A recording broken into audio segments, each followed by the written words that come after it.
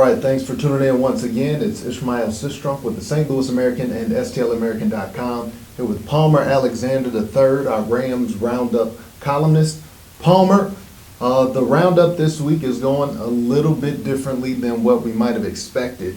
The St. Louis Rams went into the Arizona Cardinals' hometown in Phoenix and came out with a victory. Now, the Cardinals were undefeated. Everybody was expecting the Rams to go in and get a loss. We've seen that the Rams do seem to play their division opponents tough, but usually they play them tougher at home than on the road. Right. So how did the Rams, who the previous 2 weeks, the offense just looked miserable and horrible, how did they go into Arizona and come away with a victory?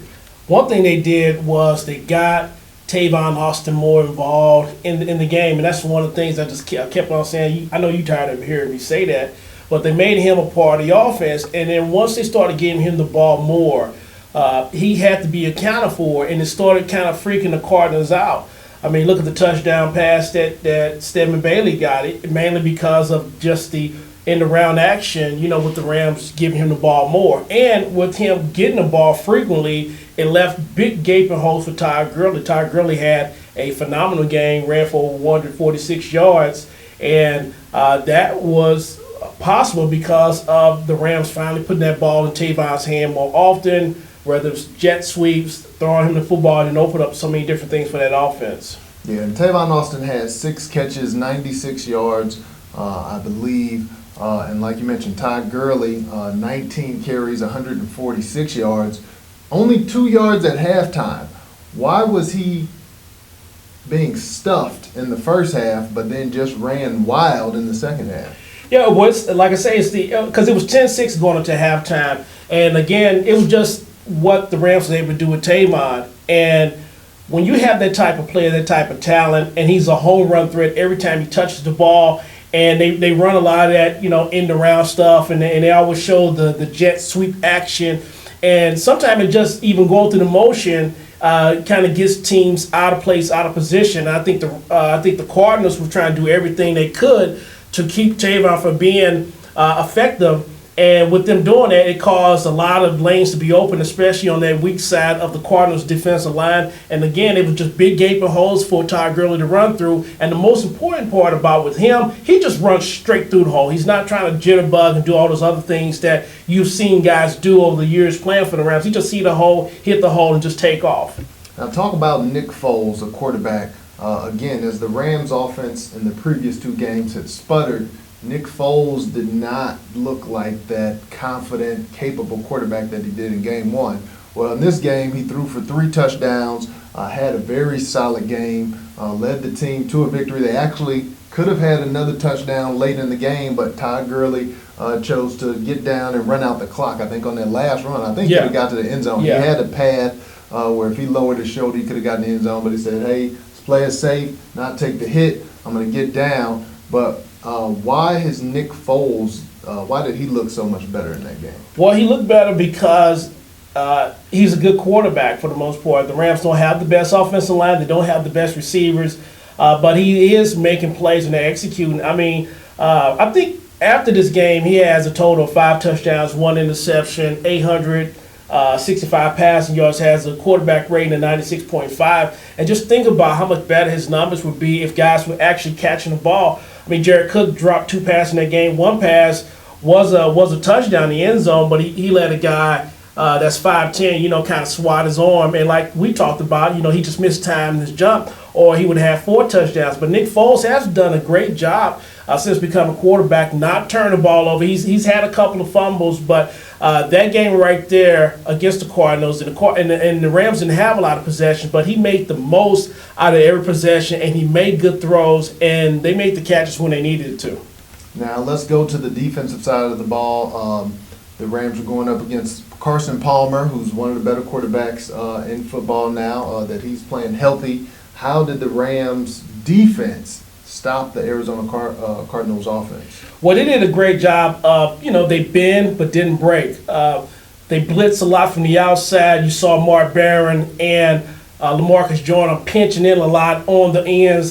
James Laurinaitis, they used him effectively, blitzing up the middle. And Greg Williams just did a great job of mixing things up. Rams forced fumbles. They sacked Carson Palmer 4 times. They got an interception by Janoris Jenkins. There was a great play that he did make, able to hold on to the ball. Kind of wish that Tremaine Johnson had held on to that other pick. But they're getting some productivity now. The one thing that's an area of concern is when they lost Alec Ogletree, somebody that's very vital to that defense.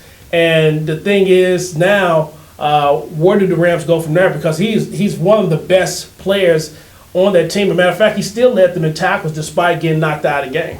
Yeah, that Ogletree injury is going to be major because Ogletree has just been an animal. He's been all over the place, all over the field. He's one of those guys who's in or around pretty much every tackle. So they're looking at him. He could be lost for a season. They're saying probably 8 weeks or so, but that's a long time. And it'll be interesting to see if they can cope with that loss. I heard they were talking to Jolon Dunbar, possibly bringing him back. I don't know if that's happened or if that's going to happen, but I know that the Rams did reach out to him and they did talk to him. Do you think that Mark Barron or some of the other guys will be able to step up and fill that void? Yeah, I think so. And then they did re-sign Jolon Dunbar. They brought him back in. But the thing is with Jolon Dunbar is his strength is blitzing and, stuffing the run. He's the guy that you really don't want. Actually, the Rams, that's an area of weakness for them, especially at linebacker. They don't have linebackers that are good at covering.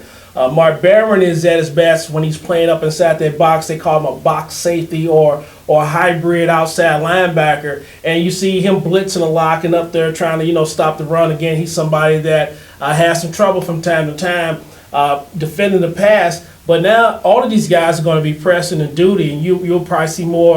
You're going to see more of Mark Barron regardless, but you'll see more Darren Bates as well, somebody else that they are dependent on to be able to step in while Ogletree is out.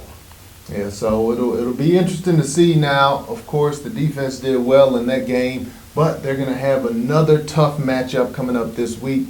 They're playing Green Bay in Green Bay. Yeah. At Green Bay, where Aaron Rodgers has just been a monster. It's just been a beast. How do you think the Rams' chances will be at slowing down? You're not going to stop Aaron Rodgers, but will they be able to slow him down enough to get a win in Green Bay? Yeah, the Rams going to have the work cut out for them. One of the things that I've been noticing with the Rams and with the secondary is that they've been giving way too much cushion to these receivers. And I think when you're playing Aaron Rodgers, you cannot be bagging 10, 12 yards off. He's just going to eat you up alive. He always gets the ball out of his hands quickly. The Rams still have a very good pass rush. They're very good at getting after people. But my concern, again, is going to be on the outside, on the slots. Are they going to be getting up closer, trying to play a little bit more bumper run? Are they going to start bringing some of the safeties up? Or are they going to keep them back, having them playing in center field? Because take, for example, in that Pittsburgh game, they didn't want Antonio Brown getting past him by no means, and they was playing too far off, and they were just carving him up. And the Cardinals kind of did that to a degree too, bend and don't break. So that may be their philosophy. If it does, hopefully it does. They're able to keep them the field goals, but it's still a dangerous game to play, giving those receivers that much space. Yeah, but when it comes to the receivers, you also got to look at the cornerbacks as well. And so my big question is, how many interceptions is Janoris Jenkins going to get? Because Janoris, and I know you've criticized him a little bit in the past because he jumps routes and he gets burned sometimes. But Janoris is a big game playmaker. He comes through and he's getting the interceptions. I love the one last game where he caught it on his head. He probably should have caught it more cleanly, but the fact that it bounced on his helmet, he was able to bring that in. That was a big boost, adrenaline boost for the team. Yeah. So do you think that he'll be able to pick off Aaron Rodgers? I think that he can. I mean, he does have opportunities every game. He actually could have had 2 when he had that pass interference call. And actually, if he turned his head back, that's another interception for him because that ball was underthrown. And so he could have actually had 2 interceptions. I'm not nitpicking, but I mean, that is something that I noticed in that game. Yeah, you're nitpicking. You're hating a little bit. Well, so what? But the one thing with him, though, is that he always gets beat towards the outside. When he's looking inside the quarterback, he's always looking inside, and receivers always break routes to the outside. Most guys in the NFL, most cornerbacks are always taught to funnel guys toward the sideline because you use the sideline as a defender. But with him, it's always kind of a hindrance, but he's going to be looking inside on Aaron Rodgers, and, all it takes is a pump fake for him, and it gets him out of position. But I think, he laid some big hits, too, in that Cardinal game. And the Rams had a lot of big hits in that game. So this could be one of those games where he can step up and make a play. So it sounds like to me like you're saying about four. Four, is that what I mean? 4 interceptions. You heard it from Palmer Alexander right here. I'm gonna say 2. I think he's gonna get Aaron Rodgers for 2. But I guess overall, do you think the Rams can win this game?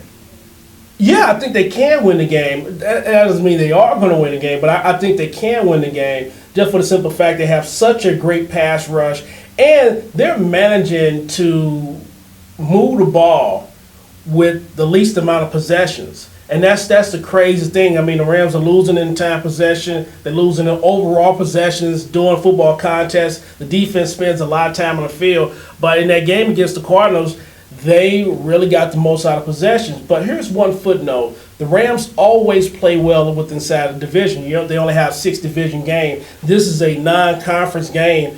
Since Jeff Fisher has been head coach of the Rams are 12-19 in non-conference football game, which includes a loss to the Green Bay Packers back in 2012. So you're saying they're going to lose? Yeah. Well, I agree with you. I think Green Bay has too much firepower, and like you said, I think the Rams have the ability, but their issue is they haven't shown the consistency. They're up one week, they're down the next week. So they do seem to play up to their level of competition a lot of times. So I think they'll play a good game, but I think them beating Green Bay in Green Bay is just a little bit much to ask for them to do, and I don't think they'll be able to pull it out. But I think they'll make it a decent game. Yeah, absolutely. So, Palmer, we talked about the games. What's going on with the latest in the stadium situation? I know that you were down. They had an announcement that they had a sponsorship for the naming rights to the new stadium. I know you went down there and you got some interviews. What's the latest with that? Well, the latest is that National Car Rental has stepped up, and decided to put $158 million towards, a new stadium, and for the naming rights. And one of the biggest things, going to this whole thing was, could St. Louis have enough corporate support?